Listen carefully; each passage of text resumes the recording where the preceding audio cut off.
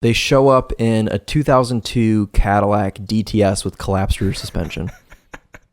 Is it white? No, it's beige. But one of the doors is white. Oh, gosh. I think I would tell them they have the wrong address. Yeah, right. I don't think it's worth a sale.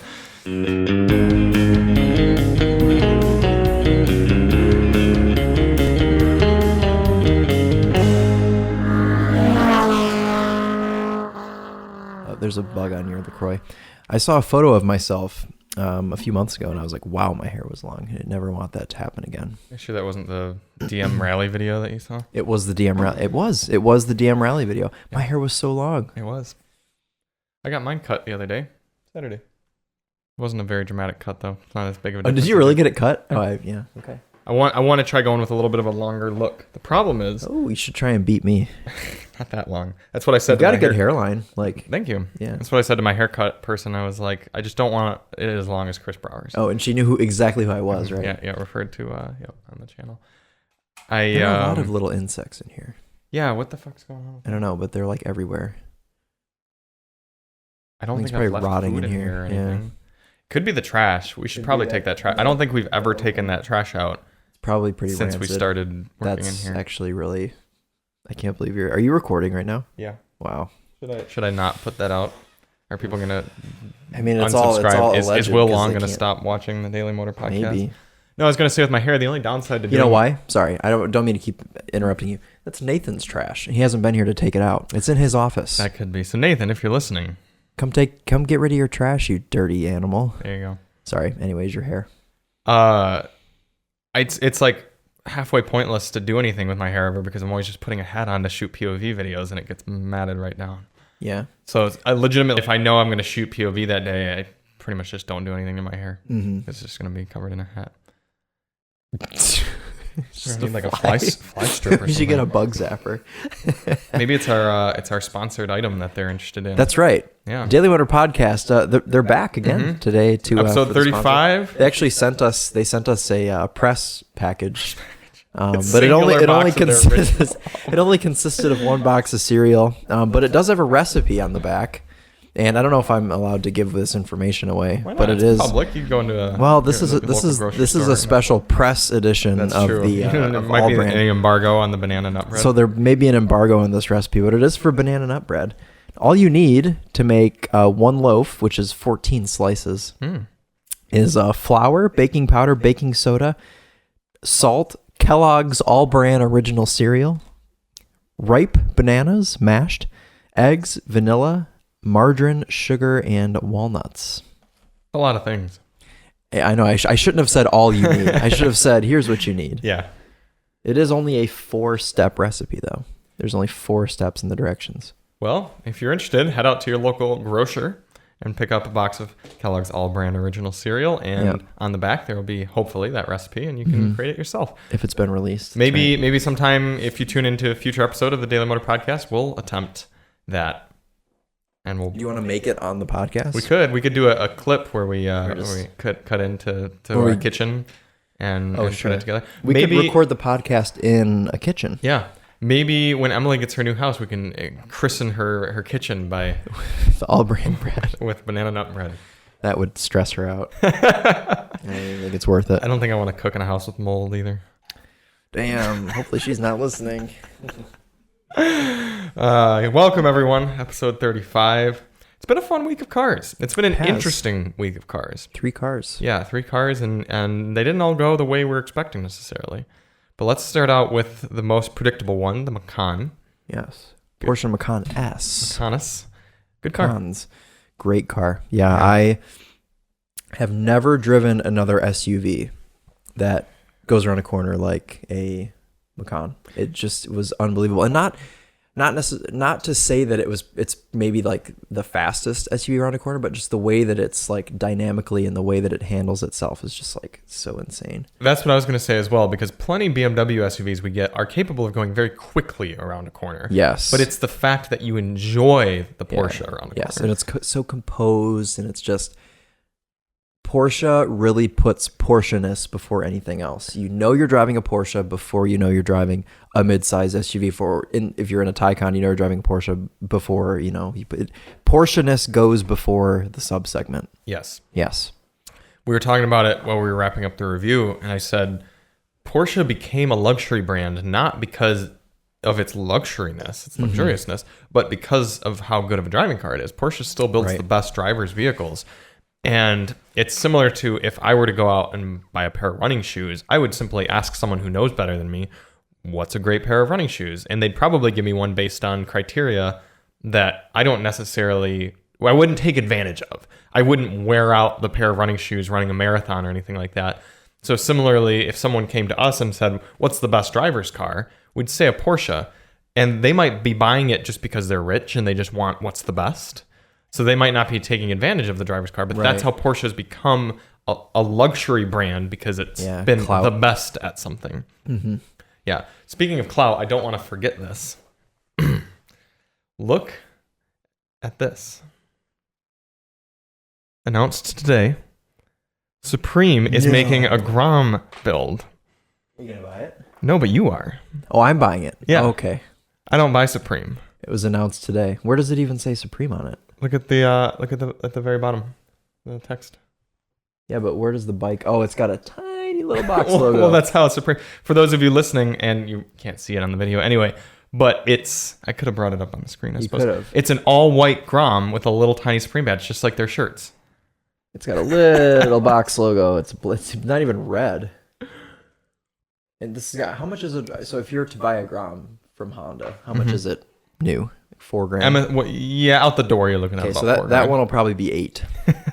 I'm serious. And if it's not $8,000, and I'm sure they'll tack on a grand or two just for that little box logo. So say it's $6,000. They'll probably make 10 of them or so, and maybe they'll 50, all appreciate. And they'll all sell immediately in the first half a second because everyone has bots to buy everything on Supreme. And they did this with a dirt bike. They did a Honda dirt bike, Supreme. Crazy Supreme livery on it. I did see that when I was searching, trying to bring this up. And they all sold out immediately, and then they were selling for like $20,000 or something stupid. So I'm sure that the Grom will be the exact same. Wow, I'm looking through all these Supreme products, and a lot of things have been Supremed. A lot of things have. Supreme lighters. A lot. Supreme Morphe Snap Plus Juice Pack Mini. Supreme multi-tool. Look at this Supreme belt. Are these all things that are happening this year? I guess so. This is all listed on SupremeNewYork.com. And technically, the motorcycle is an accessory. Especially kind of a Grom. Look at these. These are mechanics work gloves that are Supreme. Yeah, Corbett has those. Not those exact ones because those are the new ones, but he has ones from a few seasons ago. Wow. So they just slap that little logo on it sometimes it's a big logo. Big logo or a little logo. And it becomes much more valuable? Is that how it works? Correct, yes. They have to do it though. So for instance, if you took a Supreme box logo and put it on this box of All Brand, for instance, it would not necessarily make it worth more. But if Supreme took this box of All Brand in their little studio in New York and they put a box logo on it, this is immediately a $6 to $7 box of cereal on the website, and then when you buy it and put it on Grailed, it's worth about $15.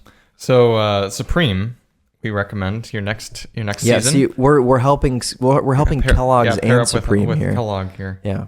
Look at the Supreme teacups and that's actually sick. I know that's kind of cool. I like those. The Supreme toolboxes. What is this? I have a knife. My knife is Supreme. This is Supreme olive oil spray.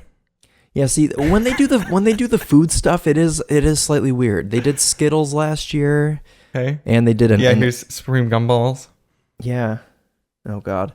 Yeah, they did an edible necklace. What else? They did some other food thing too. I feel like Supreme Singer sewing machine. Okay. Yeah, maybe I should reach out and try to get the Supreme Grom. Reach out to Supreme? Either Supreme reach out or to Honda. Yeah, made exclusively for Supreme. Yeah. It is kind of cool. It's probably too late for you to get one. Yeah, well, maybe it isn't actually. Yeah.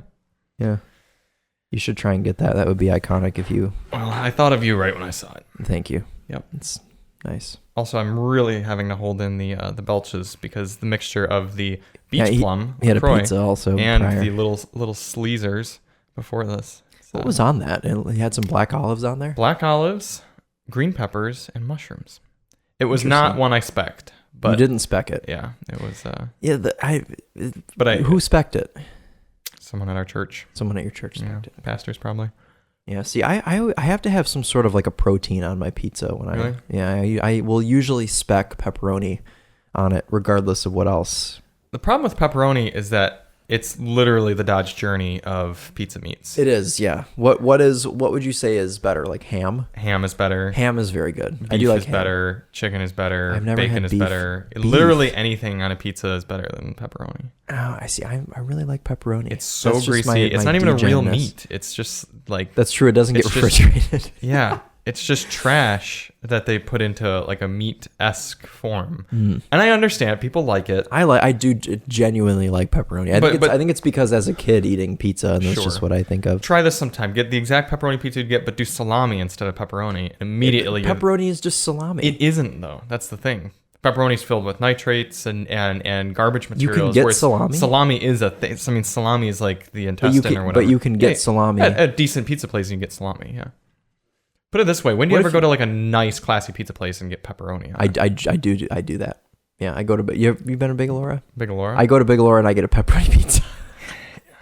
I'd like to know if it's like a better pepperoni at least. It's really good. It's crispy. Yeah. It's crispy. Okay. But 9 times out of 10, I get a pasta there. But if I'm with somebody and share Pasta at Big Allura, I've never thought of that. Yeah. Okay. Chris, the Topher and I just went to Big Allura last week, and we both got. Let's see if I could say this right. Strozzopredi Norcina, which is a sausage pasta with a cream. It's like a truffle cream sauce with sausage in it, and it's unbelievable. It's so good. Such a good pasta. I think I've done well with finding Alyssa as my life partner because neither of us eat out that frequently. We just don't really go to restaurants. Well, it's expensive. But and so it's like neither of us had to like adapt our lives because one person at the same time like did or did not. We both just never really did that. A mixture of like it's expensive and then you just kind of build that habit of not cooking, really doing that. Yeah. When we do get food, it's usually like just Taco Bell, like cheap takeout, like fast food sort of thing. So it stays pretty cheap. But you're all about that. I think I'm finding that more and more people eat out more. I guess people do. Yeah. I think our dining out budget each month is like $250 for the two of us. That's probably about what mine is too. Okay. For Emily and I mean, we once every 2 weeks we'll go out. Okay. But that's about it. You got burned by your local McDonald's lately. Your favorite one. Yeah. Okay. Well. Okay. So I went out in the GR86. Filmed the night drive, and after the night drive, I was still like, I could go for a little bit more spirited driving, so I continued on into Celine, which was a little bit risky. Usually we don't do that. Been burned by but Celine before. The GR86, whatever. It's not like it's an obnoxious thing. I was not in track mode. I was just in normal mode. Because it is an easy vehicle to you could slide it around on. But I was only briefly in Celine, and I just kind of chilled out a little bit, and mostly because I wanted to go to my favorite McDonald's, which is in Celine, and all I wanted was a McChicken. I literally just wanted one. I didn't even get fries or anything. I got a McChicken and a sweet tea. That's what I ordered. And I pull up to the window, of course, they hand me the sweet tea, whatever, put that in, and then they just hand me a little tiny bag, which I can tell has a sandwich in it. I'm like, great. So I pull away, and I'm, away. I get to actually open up my food, and it is a cheeseburger with only ketchup. So it was somebody's custom spec'd paint to sample sort of thing order that they got, and they probably got a McChicken, but they probably went back around and got their Sure, because if you're anal enough to custom spec a burger like that, then that's probably what. Here's the thing, though. I was actually kind of happy because I wanted a burger, but I was like, I really shouldn't get a burger. I'll get chicken. I was like, I'll get chicken. It'll be a little bit better. There you go. Okay. But then the McDonald's gods surprised me with a cheeseburger, and I ate it, and it was really good. That is a bummer, though, because I find the best part of a McDonald's cheeseburger to be a little tiny onion. And the pickles that they too, do, and the pickles help too. Yeah, but the whole thing. But I'm sure, it was still good. It was still good. Yeah. I mean, just ketchup, man. I don't get that. Why? And this is gonna sound hilarious saying that I get pepperoni on pizza. But that was going to be my retort. People will get like shit. Can I say I can say shit on here? Yes, people get shit plain. Like I went to school with I'll say his name because he doesn't care. My buddy Dan that I went to school with. We would go out and he would get a cheeseburger plain, so he would nothing on it, literally beef and cheese. Yeah. And then he would specifically ask them not to put seasoning on his fries. Wow. So not even salt or anything. Plain fries and a plain cheeseburger. Did he grow up in a very plain environment? I don't know. He's very picky. Well, Dan, let us know in the comments if you have expanded your horizons throughout life. If you now eat your cheeseburgers with no cheese, they were hamburgers, right? He wouldn't even get cheese on it? Cheeseburger. He would get cheese on it. Yeah. Okay. No, he's I haven't seen him in a few years. He moved to North Carolina and bought a GTR and is just living it up out there. So. See, Nathan used to eat some simple burgers like that, but see, he has since grown into an adult and expanded his horizons. And now he gets he gets the full. Sorry, Dan. The full smart. So maybe Dan has too. Maybe you need to follow up with him. Maybe I should follow up and ask Dan, if he still eats plain shit. Yeah, do you get your shit plain? Cheeseburger plain. No, I really like, and ordering the pepperoni pizza is not to say that if someone at the table ordered a pizza with like 5 random ass toppings on it, I would happily eat it. Okay. Like I'm not picky. If the pizza has like artichokes and salami, what do you say? Salami. If it's just like random shit. I don't know if I would do anchovies. I've never tried anchovies. I'd either. Have to be like a few drinks in, and it would just have to be there, and it'd have to be a decent quality pizza brand, like a Buddy's or a Bigelow or something. I couldn't just have anchovies on a Domino's or something, and someone just hands it to me like cold sober and be like, eat this. I'd be like, I'll pass. But if it's like other people are eating it, fish is like, looking at you. We're in the environment. Everyone's just like, oh yeah, you never tried it. It's pretty good. I'll be like, yeah, okay. It's hot and it's like a quality pizza. Yeah. No, I agree with that. I need the fish to have like little bow ties and top hats on them. Yeah. That needs to be my introduction. A little bit of caviar sprinkled on there. You like caviar?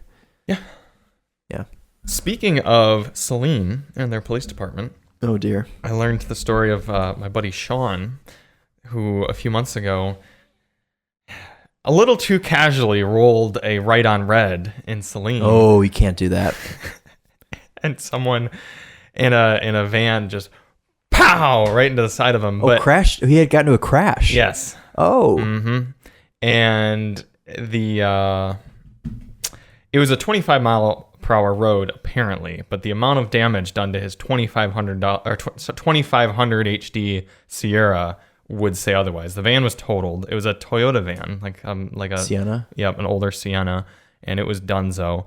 Remarkably, Sean didn't even get written up for like a failing to yield or anything like that. Probably because it was like sus enough that the what sort of police officer? No, what does your friend look like us? Is I guess what I'm asking. More or less. Okay. However, this particular friend, Sean, whom I don't think you've met, spent a few years of his adult life without a driver's license after getting a DUI, or maybe at least one DUI. That stays on your record, yeah? Yeah, that sticks with you for a while. And the police officer who pulled him over in Celine, and as we know, the Celine Police Department is quite corrupt.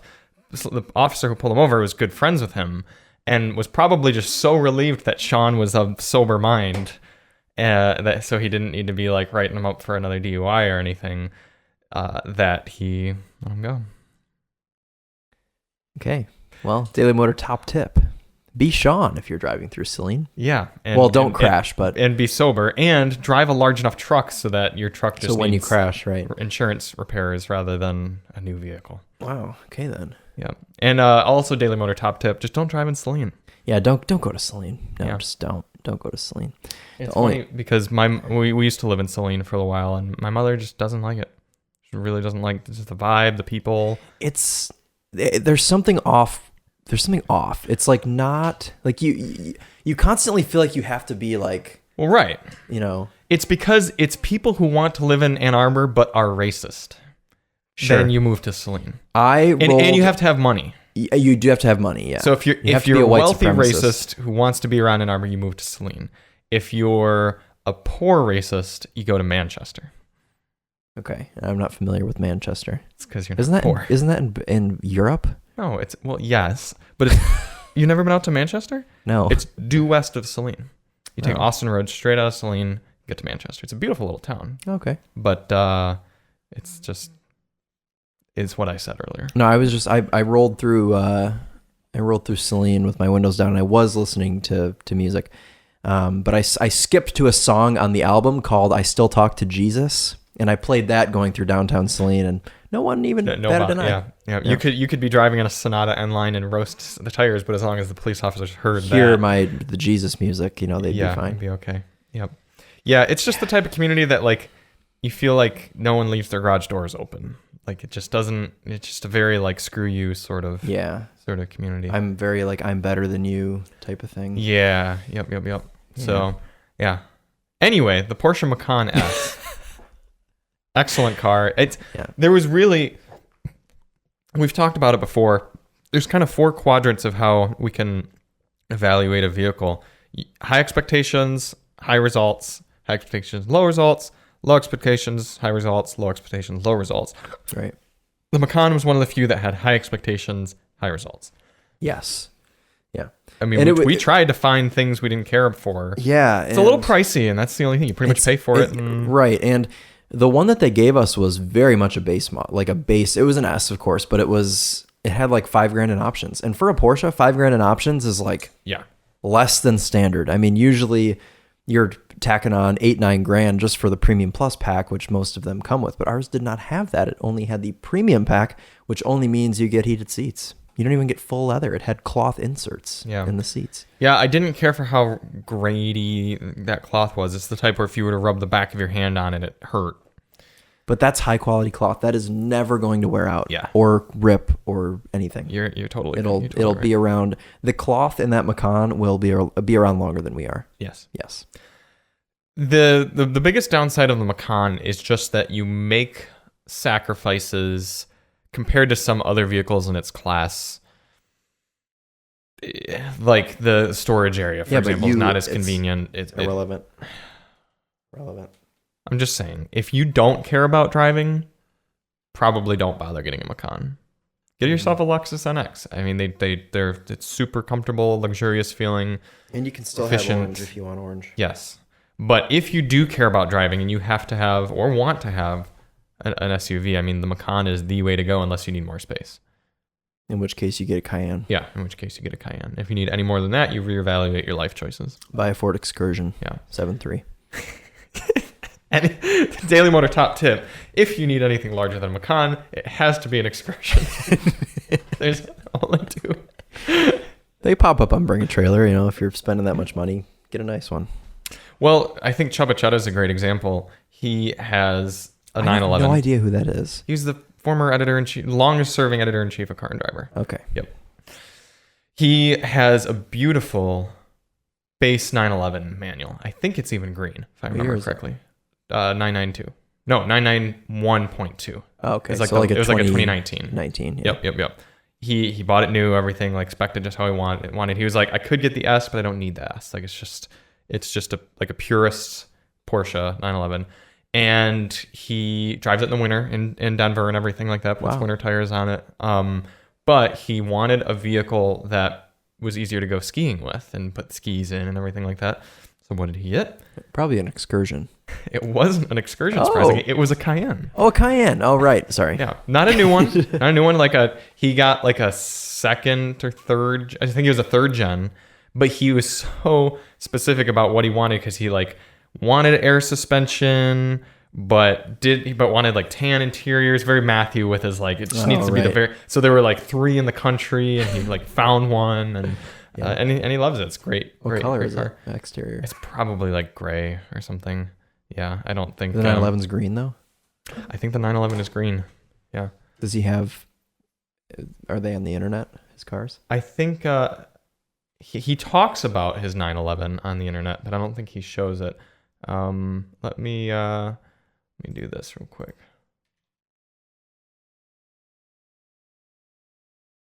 And all of you can review our emails.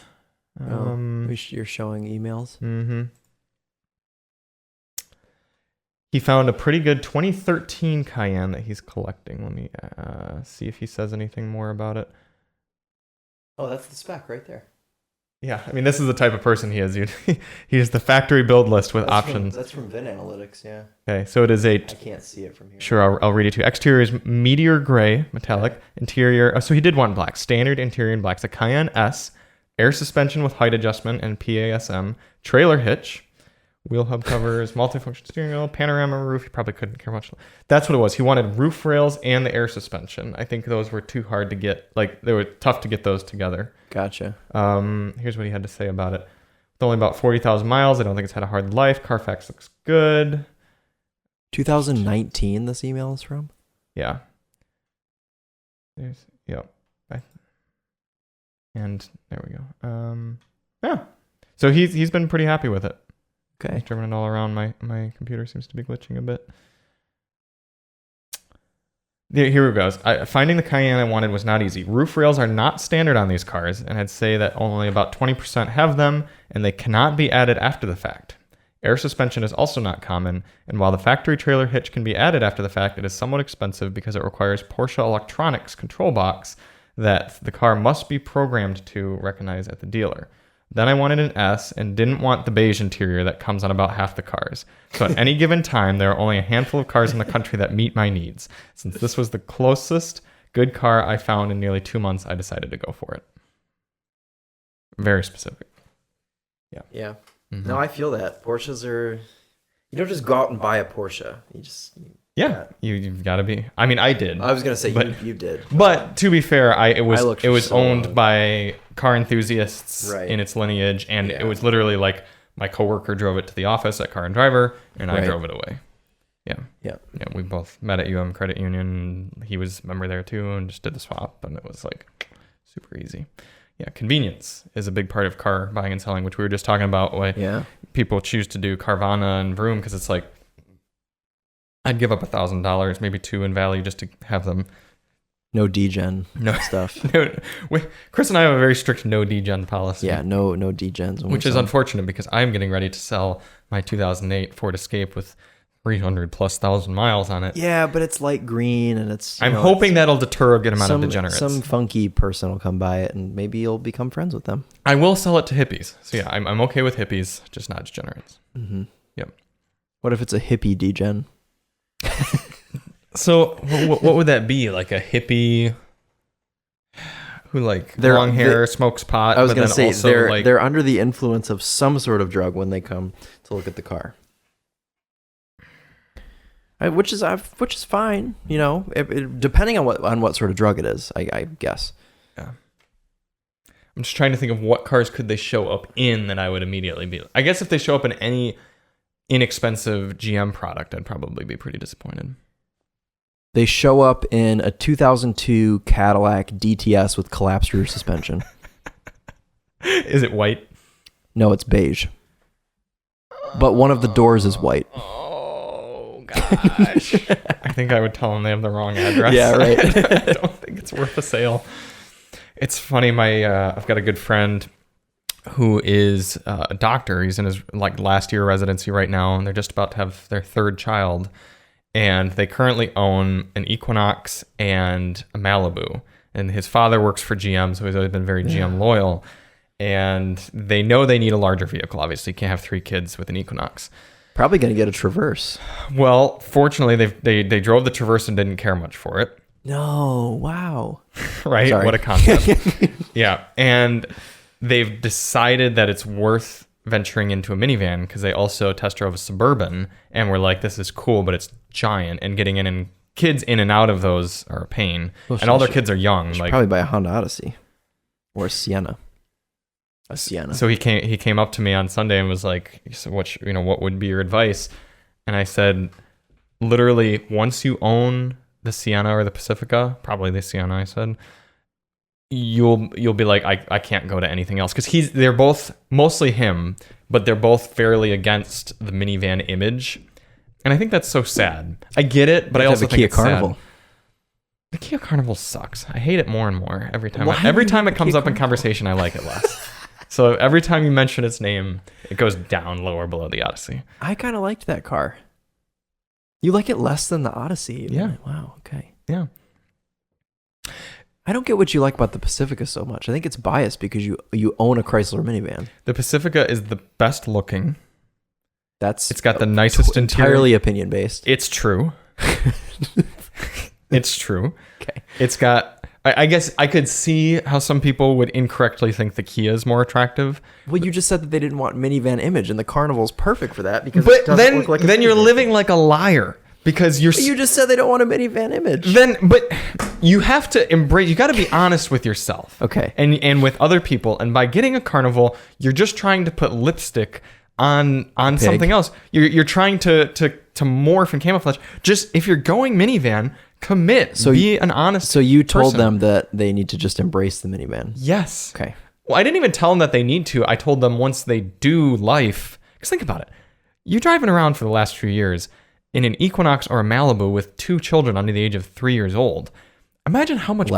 There are few things I'd rather do less than that. Right. Imagine how much better your life is going to become when you have sliding doors, a hybrid powertrain, right. A super easy steering wheel with great angle visibility, huge expansive a lot of center console room space, in that. and room between the 2 seats in the middle and the second row to put diaper bags, and an automatic opening rear lift gate that's very low load floor. Maybe you'll see their moods lift slightly. They'll probably their entire life will become better by purchasing that. But anyway, back to the Pacifica, because it's the best looking. It also has the nicest interior materials. It does have a nice, I'll give it that. The Pinnacle is a very nice interior. It also has a rotary shifter, which is very good. Which locks into place, doesn't it? Yep. It's a very solid chunk right in. It's got the best technology. It's got that super nice new Uconnect screen with high resolution. It's the best optioned van. The only reason I don't recommend it necessarily over the Sienna, and I kind of put them into the tie, is the Sienna is going to be much more reliable. It's much more fuel efficient. Mostly just those 2 things. It is hideous. It's horribly ugly. It's hideous. It's disgusting. Yeah. They even gave us one in brown last time, and I that still was didn't it win. brown? Yeah, we had a brown. Well, we've had a brown one and a gray one. I think the first one I drove before you were with us was brown. We just had a red one. I think I may have driven the Tophers once or something, and that one may have been brown. Okay. I swear the one we had. Now, to be fair, I did only drive it in the dark, I think. But I'm pretty sure it was red. Let's see. Because I was traveling all week. I was home for a day, and you're like, here's a Sienna. Yes. It is red. But the first one I drove was quite brown. Oh, that one is brown. That is definitely brown. Yeah. I think we had a red one, though. The Tophers that I drove, I think, was gray. But yes, ours was red. The Sienna is great. At least you don't have to look at it, though, when you're driving it. And most of the time, you're not looking at the car that you're driving. Well, and most of the time when you have kids, you're not looking at the car as you walk up. You're looking at your children, making sure they're all with you as you corral them into the vehicle. Sure. And I don't know for sure, but I assume this couple is not planning on stopping at 3. I mean, maybe they're hitting 3 quickly and just getting out of the game. But I don't know how that works in the that sort of realm. So either way, I hope that they get a Sienna and not a Suburban. They're going to show up with a Traverse. Oh, we just decided this was just the easiest thing, you know. Does GM doesn't make any sort of minivans anymore? And that's what they said. They were like, we'd check out a GM van, but they don't make any, so I guess we have to go. Like literally, he's driven GM his entire life. We'll buy an Express van. It's been the same since 2008. Yeah, probably before that even. Still probably a 5.3 with no cylinder deactivation or anything. It's probably more reliable than the Sienna, to be fair.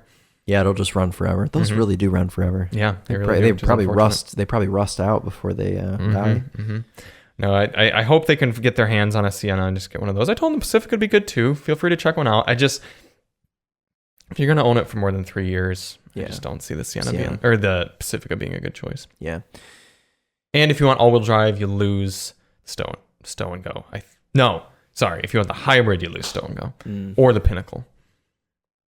Pinnacle doesn't get stow and go. That's a shame. I know, it's very silly. And Stellantis' part. That would knock that down for you because you were just wouldn't get the complimenting how Pinnacle. nice the interior was. The Limited still has a very nice interior. Okay. Yeah. Do you get the Alcantara pillows in the Limited? No. That's a shame. But Stellantis does very good base models. We had a very base V6 1500 Ram a few years ago at Car and Driver, and it was like, wow, this is still like the cloth is nice. It's just still a very nice place to be. You get like a base F-150 and you're like, It's like you're in a Russian prison. Yeah. It's about that bad. So Stellantis does good base interiors. Gotcha. I would have no problem being in a more basic Pacifica. You know, you do genuinely cut yourself on base model Ford interiors. Mm-hmm. The edges are so sharp. They're actually dangerous. Actually. Well, even the $80,000 F-150 Platinums and Limiteds have like mismatched X-Acto knife cut elements in their door panels. So I like just driving down the road in F-150s and ripping the vents out of the dash as you're driving. Well, Chris's most popular TikTok, unless the Mercedes is eclipsed at this point, was just him pressing in on the plastic elements of an F-150. And that was a nice trim. I don't remember what trim it was. It was up there. It was a really high trim. So Macan S, great car. Yeah. What else were we Chris wants it for car of the year. I genuinely want it for car of the year. Yeah. Like seriously. Yeah. Yeah. It better be up there, at least top 5. It made me want to do a video series, not even a series, but a special where we try to pick the best single household vehicle, single car household vehicle. How many cars would be in the running for that? Would it be like? I think we'd have to pick our top 3 and do a drive, a special. They wouldn't all necessarily have to be SUVs, would they? No, that's the thing. You could be any car. So Porsche Macan. Volvo but they don't make the V90 anymore. Some sort of Volvo for sure. V60. Yeah. Or XC60 or XC90. Probably the XC. What about an S90? Why would... No. It would lose too much on practicality. Do they not make a V60 anymore? They have to. They do. They make the V60. They just don't make the V90. So Volvo V60 something or other. Mercedes E-Wagon. What?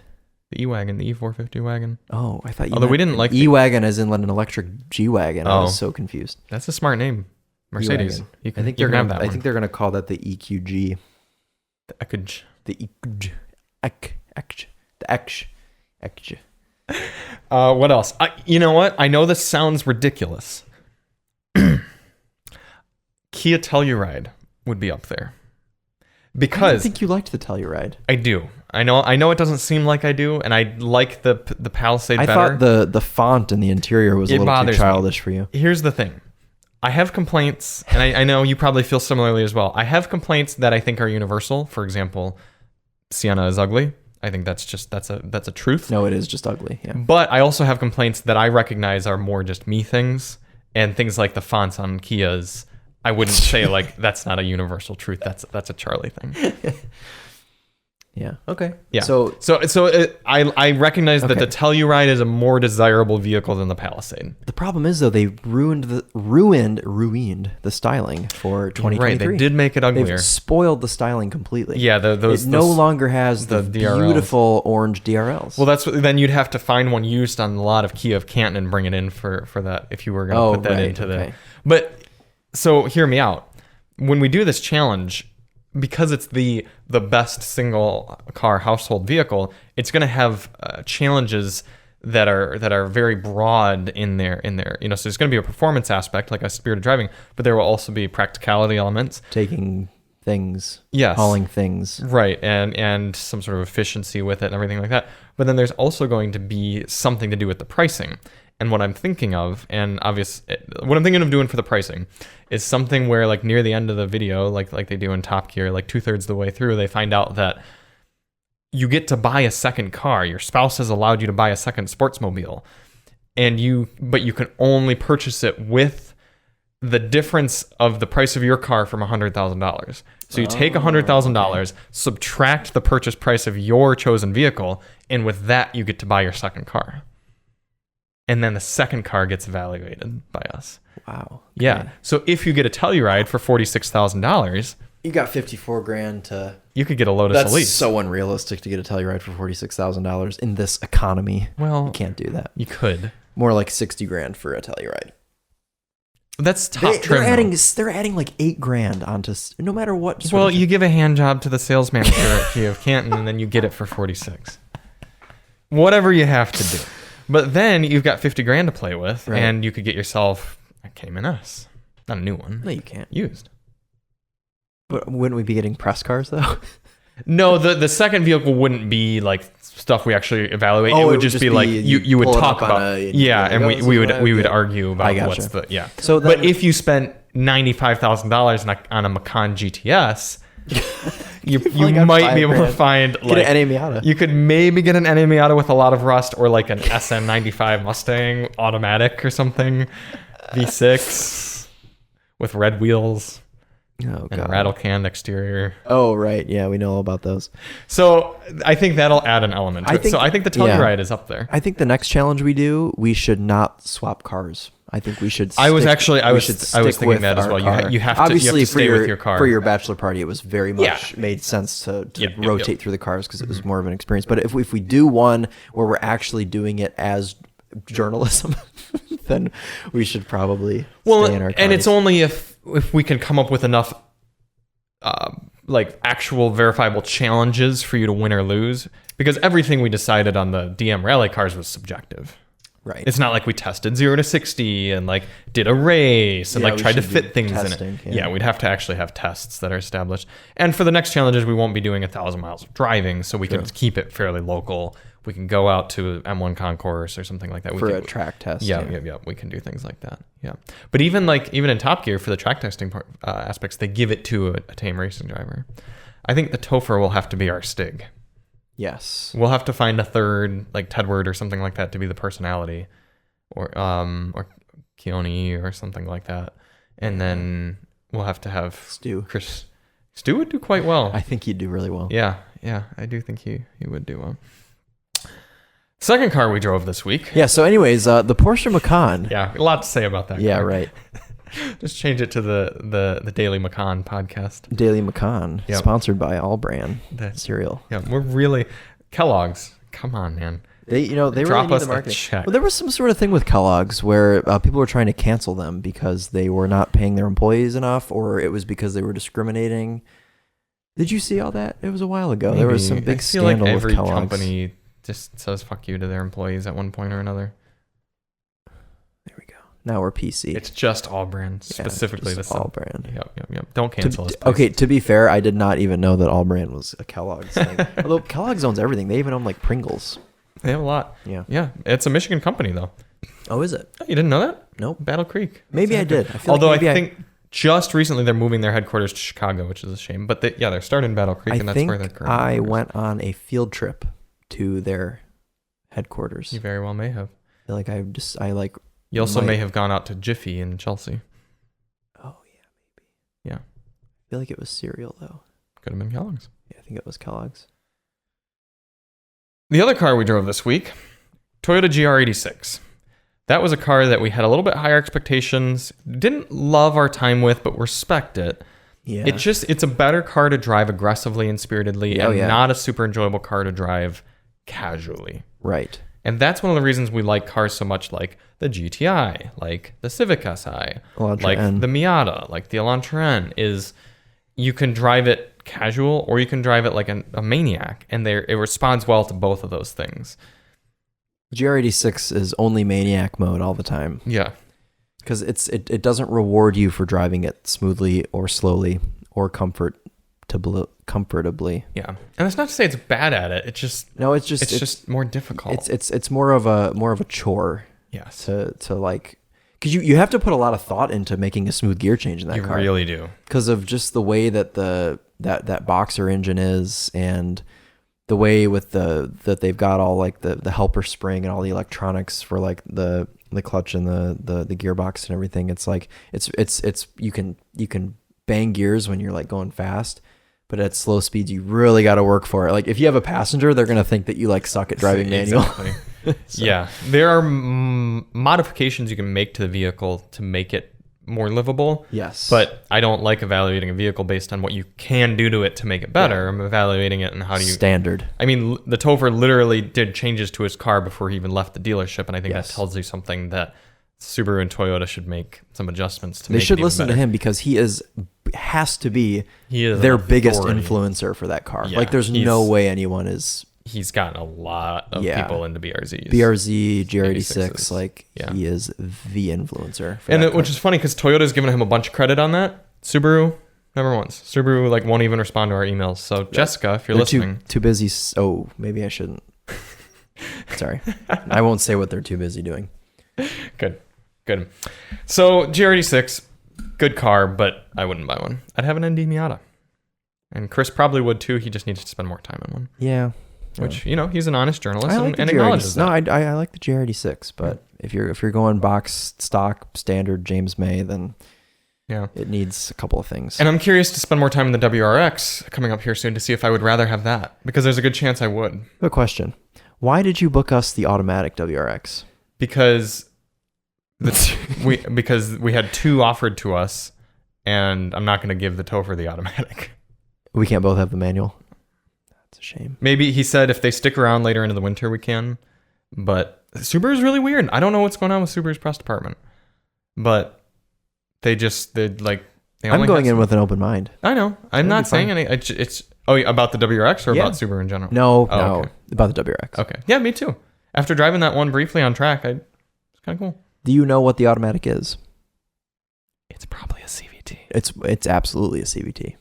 Yeah. So it's an all-wheel drive, turbocharged performance sedan with a CVT. So you're going in with an open mind, are you, Chris? Basically a Nissan Maxima with a boxer engine. So you're going in with an open mind? I am. Okay. You heard it here first, folks. Tune into episode 48, roughly, of the Daily Motor Podcast. What episode is this? 35. Is it that far away still? It's in October sometime. Oh, it's in October. Okay. Yeah. Chris is getting his manual first. Oh, okay. Our automatic comes a little bit later. Although I think they're both in October. Okay, cool. Yep. Speaking of brands that we've talked shit about and cars and got proven otherwise, the Nissan Rogue. So this is sort of opposite, not entirely opposite, but kind of halfway opposite of the Porsche Macan. Low expectations, but it was actually quite a good car. Yeah, I really feel bad. And I feel bad as well.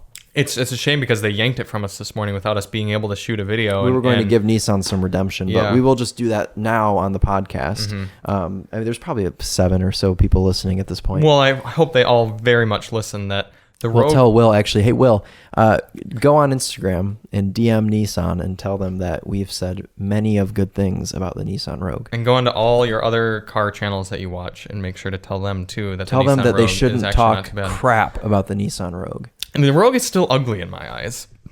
Yeah. I know some people don't mind it. Yeah, it's just, to me, it's not even ugly. To me, it just kind of blends in. Ours was orange, so it didn't blend in that way. Did your mother like the orangeness? Yes, she did. See, I know a car's at least somewhat visually appealing if your mother notices that it's in the driveway. She did, yeah. She goes, oh, I love that orange. And I was like, okay. Mm-hmm. I actually didn't get to spend much time with the Rogue, but the little bit of time I did, the 3-cylinder was so much better than I expected it to be. It's a fun little engine. It's got 200 horsepower. 200 horsepower and like 250. Maybe it's 215. Yeah, like 213 or 215 pound-feet of torque. And it sounds good. It sounds like a mini GTR. It's got like a cool little growly V6 noise to it. Yeah, that turbo is probably working hard, but... There is an entire screen in the cluster dedicated to just telling you about the turbo. That's kind of cool. Yeah. I don't think a single Nissan Rogue buyer is going to care about that. No, but you have it if you'd like it. You know what was the most irritating thing to me about the Nissan Rogue is I was driving down the highway on my way to Woodward, and a truck in front of me dropped a mystery substance. It was shiny. It looked like a bunch of nails. I was like, oh shit, I probably just ran over some nails. So I get over to the middle lane, and I'm like going through the cluster, couldn't find the tire pressure, and I was like, okay, maybe it's in the infotainment. I went through every screen on the infotainment, every screen in the cluster, and I could not find the tire pressure readout. Did you find where it was on that? I never looked. It's possible that it doesn't have a live readout. I don't think it has a live readout. It must just only tell you if it's low. Yeah. I called Matthew because the sister store is a Nissan store, and I thought maybe he'd know. I said, Matthew, how do I check tire pressure on a Nissan Rogue? He goes, what do you mean? Why would any Nissan Rogue owner ever want to check their tire pressure? And I was like, okay, fair enough. Have a good day. Yeah. The other thing we noticed about the Rogue is we had one, a 2020 model, and it felt cheap. It felt poorly put together. We didn't care for it. This one felt remarkably solid. I distinctly remember that split folding center console creaking and like just being terrible in that red car we had 2 years ago. And this orange car, there were like not even any interior rattles. It was like it felt quite nice. I was pretty impressed. Yeah, I don't think, I mean, of course, you can talk shit about the CVT and drag it down that way, but I didn't really prefer the CVT, but I also didn't hate it. So I don't know. I think it would be better if it had a regular transmission, but that little 3-cylinder is able to stay in its like torque band with the CVT a little bit better, I think. Well, here's what I was going to say. If for the LCI of that car, they improved the front styling and put the 9-speed in it. Oh, right. That would be a genuinely good car. The Rogue is spacious in the back. It's spacious in the front. It's well laid out. I am curious. Did you notice, especially driving home yesterday, that CarPlay is too bright? Yes, even if you turn the brightness all the way down, yes, it's still very bright. So they need to fix that too. And the only reason I know that is because we took a Mitsubishi Outlander up north, same car, and CarPlay was so bright I would have to. Yeah, it's the Outlander's just a Rogue. Oh. It was so bright that I had to like turn off of CarPlay when I wasn't using it and go back to the home screen, which is properly dim. It may be a CarPlay issue, but I've not really noticed it in any other car. No, what I did like about the Rogue, though, is that there was a physical button for to go screen. Home. No, screen to go home, yes, but okay. There was also a physical button. I quite liked the infotainment. There was a physical button for brightness, and you could click in it. Well, I guess not necessarily for brightness. It was a day and night toggle on and off. But if you clicked day and night, you got a screen or a little sub screen that popped out from the top, where you could adjust your brightness sort of on the fly. And then you had a little physical button for cluster brightness as well. Yep. I kind of like when they go together on one, you can just hit your cluster and it dims the infotainment screen too, but at least, it was easy to access. No, there's a lot less that I disliked about the Rogue that I thought I was going to, and more that I liked. So I wanted to bring up this list of compact SUVs and kind of see where I would kind of rank it. So this is US News. That doesn't exist anymore because there's a new one. Yes, but the new one perhaps I can't believe how high good. they rate the Tucson. The new Tucson's really good. Hold on a second. You did not care for the Tucson when we had it at all. Because I was saying that I really like the Tucson. You're like, oh, well, it has this, and this, and this, and this. It was the plug-in hybrid Tucson. Remember that? The silver I don't one? care for the plug-in hybrid one because I think it's a bad plug-in hybrid. But I like the Tucson. You were complaining about some interior bits too. It didn't have a volume knob. You're right. I wouldn't rank it as high as it is, but it is like I wouldn't rank it tied for number one here the way US News has it. But it's decent. Well, that's because the Mazda CX-5 should be number one. Because we love the Mazda CX-5. The Mazda CX-5 probably should be number one. You're right. Bronco Sport, I think that deserves to be up there pretty well. Subaru Forester, also not too bad. Now this is interesting. Okay, so six, they're tying the Outlander and the Rogue. Well, obviously it's the same car. It is, however. And this is important for a lot of people. Well, two reasons you would get the Mitsubishi over the Nissan. One, it has a naturally aspirated motor, whereas the Rogue has a turbo. Whether it's the 3 or the 4. Naturally aspirated 3-cylinder? No, it's a naturally aspirated 4-cylinder. And it's probably really good to listen to. Well, it's a little bit less about that. Think about reliability. Yeah. Admittedly, a lot of people would rather go with an NA motor. Oh, it's Mr. Topher. Mr. The Topher, sorry. The Mr. The Topher. Greetings. Hey, good morning. It's afternoon. What, did you sleep in today? Good afternoon. No, I woke up. I don't know what time it is. I'm just teasing you. We're recording the podcast right now. Can I give you a call back, or is it something quick and car related? Oh, it's quick and car related. I was wondering if we get track approval for the RS3 and the Elantra N, because M1 is open tomorrow. Okay, yeah, I'll reach out and see what we can do. Okay. Happy podcasting. Thank you. Would you? Yeah, we'll push for tomorrow. Is there any other day you'd want to do it too, like Thursday or something? I think that's all they have tomorrow. They're open from like 11 to 3, which is a really nice window.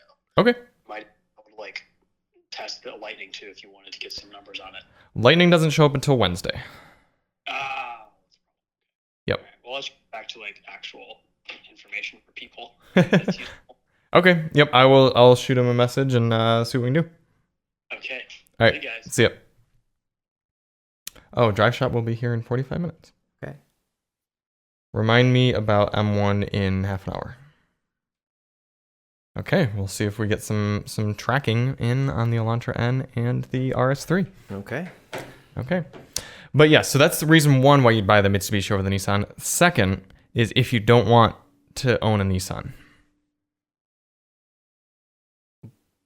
If you want the product, but you don't want to be a Nissan owner. So you think that someone would go out of their way to not own a Nissan, but then they would go and buy a Mitsubishi? Wouldn't you rather be seen in a Mitsubishi than a Nissan?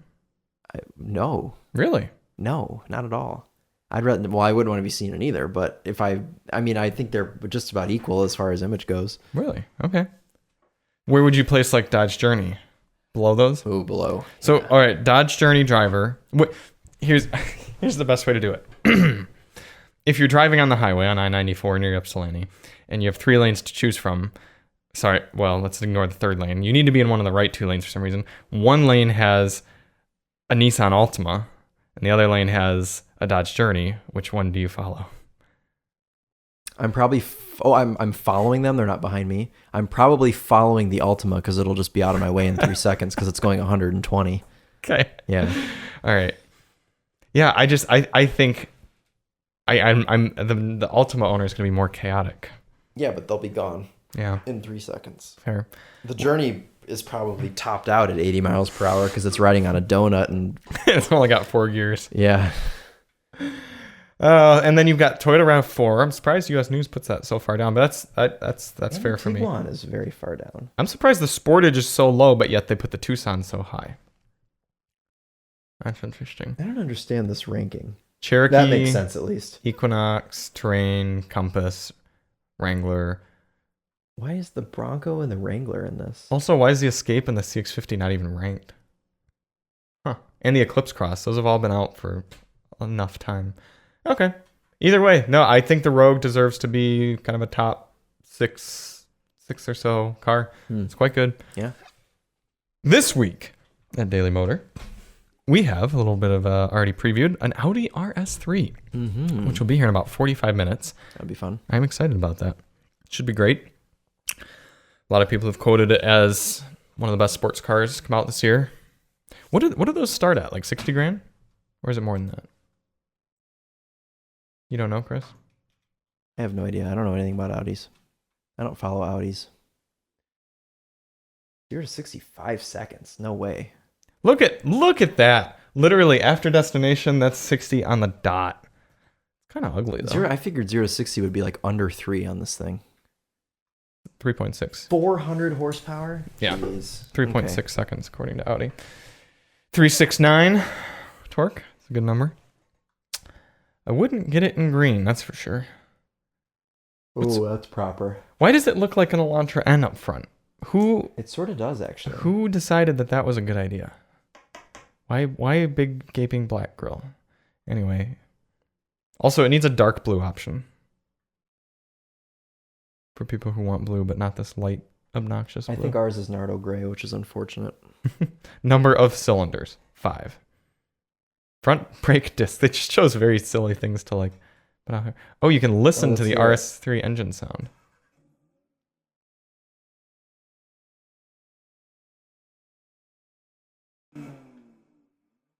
Sounds like a Volvo. Yeah. I just hope it drives with character, because that's what Audis often lack for me is character. So, although the RS e-tron GT was pretty good.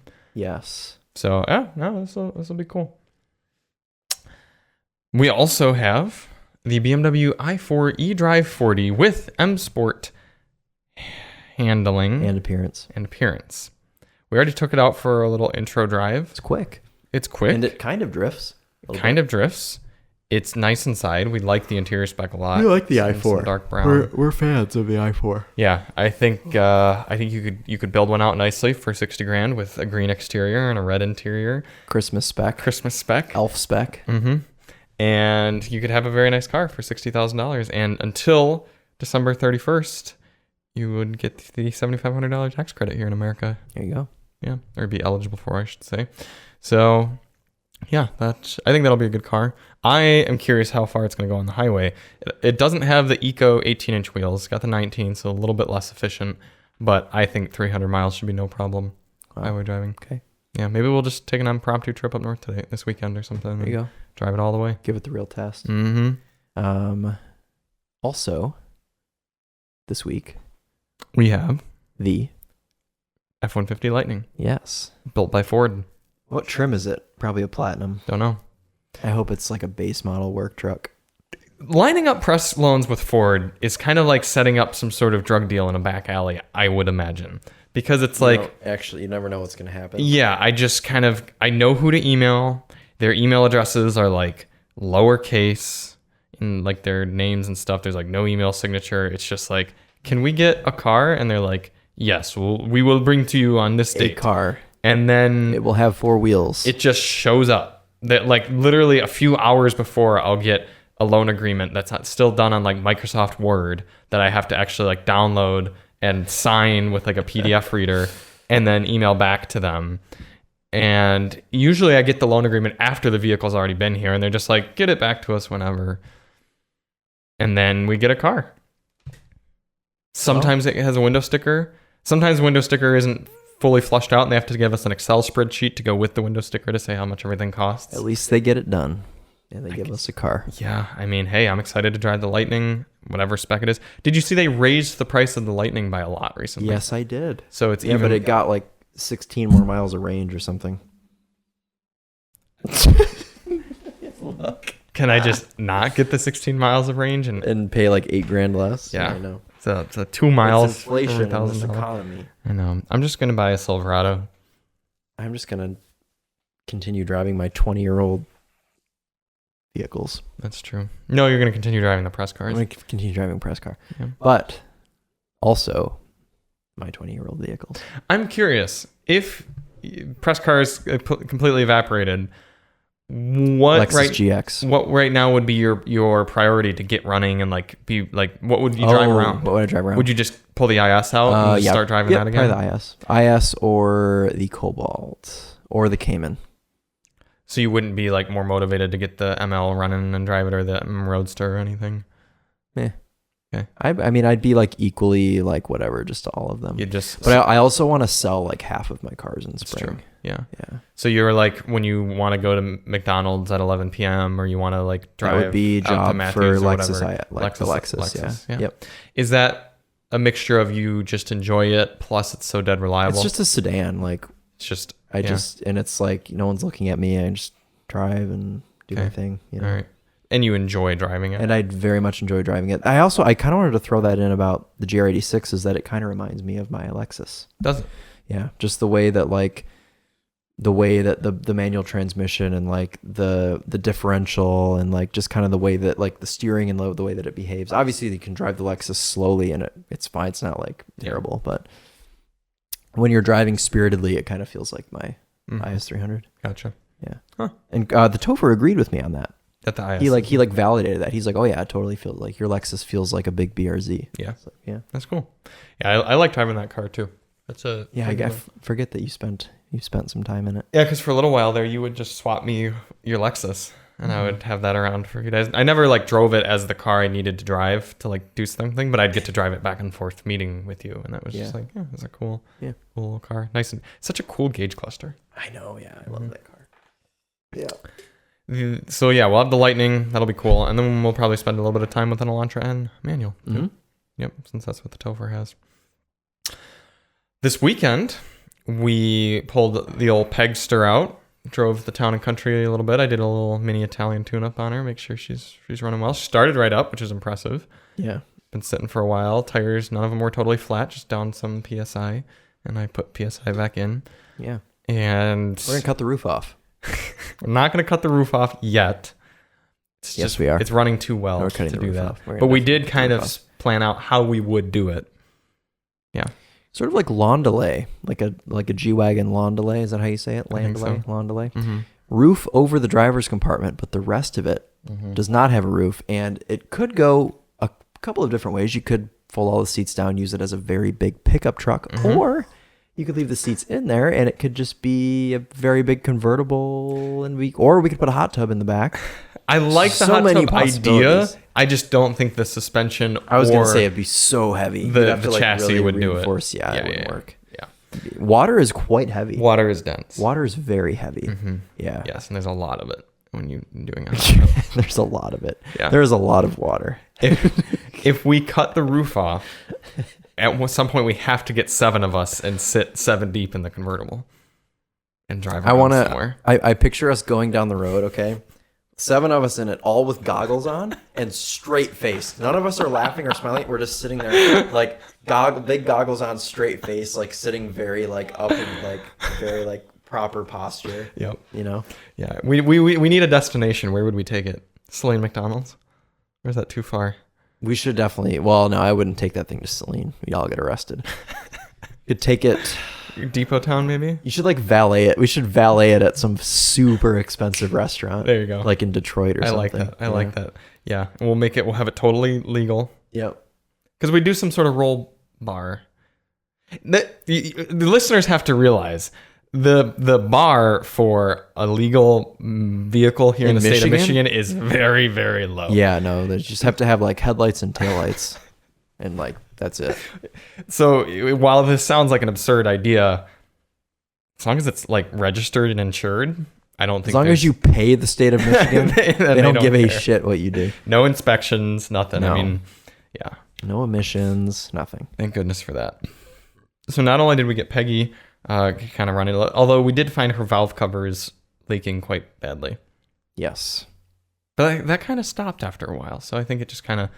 Just needed to burn off a little bit. Mm-hmm. Yeah, okay. Yep. Also leaking power steering fluid, topped it off. Good to go. She's fixed. She's back to her full potential. And I did have to start it with a broom. But... He did, yeah. He was, some people use quite elegant methods, if they need to do something like that. He's like, I'm sitting in the car trying to start it, and Charlie goes and gets a push broom. And what were you hitting with the push broom? The starter? The starter cables. Starter cables. Starter wiring. Because if the engine's cold, you can just reach in there and do it. But if it's hot, you run the risk of burning your hand. That would be a shame if you burned your hand on a car owned by... It's looking quite good. Yeah. It's going away. I guess this wasn't a car either. It was a... Yeah. Motorcycle. And not only Peggy did we work on, but also the hybrid Escape should be running today. I'm quite excited about that. Times like these, I wish we still had the sound effect panel. Yeah, you're right. Clap, clap, cheer. clap, clap, clap, clap. Yeah. Woo! Yeah, we just have to do that ourselves. We just need Keone to sit in the room somewhere and just yell. It would just be like moaning sounds, though. Yeah. Keone is polishing off the Escape. It should be ready to run soon. So if any of you are interested in a high mileage but 1.5 owner car. We're actually going to cut the roof off of that one too. And we'll just have a fleet of vehicles that used to be quite practical but are now completely useless. Do you consider Peggy to be practical? Yeah. It's a minivan. But is it still practical if you have to use a broom to start it and 2 people? That's true. Because I know I joke, but that actually has been the singular most debilitating aspect of that vehicle, and the main reason that like Alyssa won't drive it. Because she drove it once to a hair appointment, came back out and couldn't start it. Yeah. And it's something that's very prohibitive to fix. And I've tried to kind of fix it cheaply and easily, and it really can't be done. So it needs like a wiring harness or what? No, it just it essentially needs a new starter. And the starter is very difficult to get to and very rusted on. Oh, I see. Yeah, so it's like, am I going to spend like $500 or $600 on something that if I'm driving it, I can just wiggle the cable and be good to go? But it's just things like smoke, like engine leak or oil leaking or like rattles and everything like that. You can kind of just drive and ignore. It's kind of hard to ignore not being able to start your vehicle. Yeah. I went through that in high school. My Ford Probe. Sometimes it wouldn't start, but luckily it was a manual. So I would just, sometimes I could push it myself. What worked out the best is living at home, obviously the driveway was slanted. I'd back it into the driveway as close to the house as I could get it in the morning. And if it wouldn't start at freaking 7 a.m. when it's like, sun is rising, I'd pop it in second gear, put the handbrake down, roll it down the driveway, and just dump the clutch when I got to the bottom, and it would start every time. That's awesome. And also it had a very loud belt squeal. So I'd come to the bottom of the driveway, I'd dump the clutch, it would jerk, and then it'd go, and the belt would squeal, and it would probably wake up everybody. But life of a car person. Life of a 16-year-old that I didn't want to drive my Cobalt SS in the snow. So well, it's good you didn't, because it's still great. It's no rust. But yeah, God, that thing was such a pile. The worst is when I would be out somewhere, like you said, like Alyssa, and I'd be out at school or somewhere, and it wouldn't start. I would have to have someone help me. Push you. Did you diagnose what the issue was? Yes, it was one of the crankshaft or camshaft or something position sensor. Fixed that, and it never. I was gonna say those aren't hard to fix. Well, we couldn't diagnose it because it was so intermittent and it was so stupid. I literally worked at the Ford dealer at the time, and I would literally every time I was there, I would like send it back. You're like, can someone like fix this? Like, but it would start for them every time. And then Murphy's Law, I'd get home and it wouldn't start. Okay. So it's like that car was like possessed. Like it knew when it was at the dealership and it wouldn't act up. The most frustrating thing ever is it had this problem where I feel like maybe it had like a clogged cat or something. It would like, it would get up to like, it would pull up to 3,000 RPM. And then as soon as it hit like 3,500, it would just go, like it would bog down really hard. Was that the 2.5 liter? No, it was a 4-cylinder. It was a 2-liter. Oh. Well, it's still possible it had the same thing that my Cougar had, where there was some sort of flap that was supposed to open at a certain RPM and it wasn't working properly. Could have been. Because that's what the Cougar kind of did. Yes, it felt just like the Cougar. Could have been that. It literally did that. Anyways, I tried to get that diagnosed, and it did it constantly. And I got to a certain point where I was so irritated, I literally brought it to the master tech at Buttman that had been there for 40 years.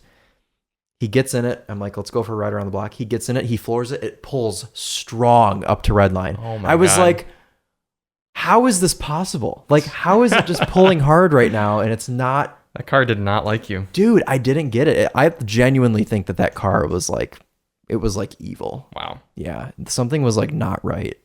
What year was it? It was a 97. I bought it from the original owner who had literally bought it brand new in 97, who was an illegal immigrant, who would not tell me where he was from. He was European of some sort. Told me he was from Tennessee. I'm like, no, where are you from? Tennessee. Okay. Fair enough. As he says in his like thick, like Russian accent. Well, maybe he's Romanian or whatever, and it was like a vampire probe. Are vampires Romanian?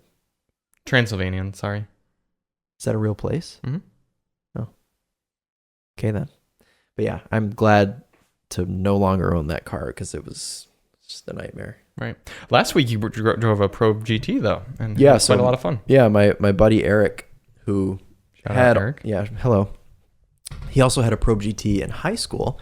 It was a blue on blue. It was really cool. It was blue exterior with a blue cloth interior. That is cool. It was pretty sweet. And he owned that car all through high school. It was a great car for him. He bought it with like 79,000 miles on it. Super nice.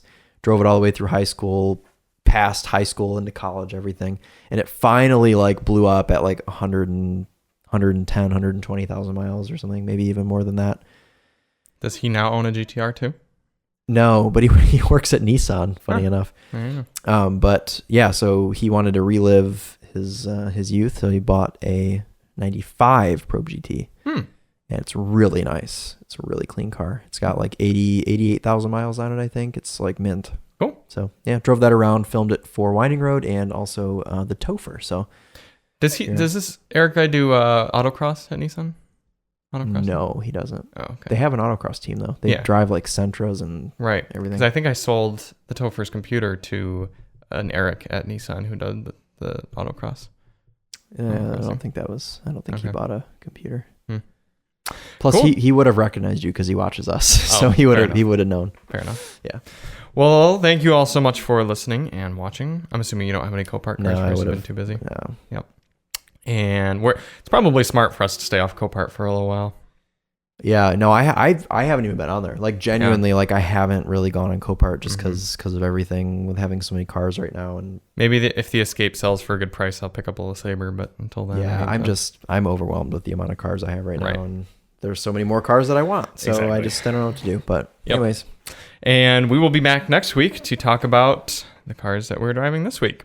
Thank you all so much for listening, and we will speak to you on the next one. We're Charlie and Chris with Daily Motor, and as always, Bran on. We're Paris and Nicole from The Real World. What was that show called? I think it's The Real World. Real World. And as always, why were we them again? I don't know. Some sort of thing from a review. I totally forgot. Whoever's editing that review will find out.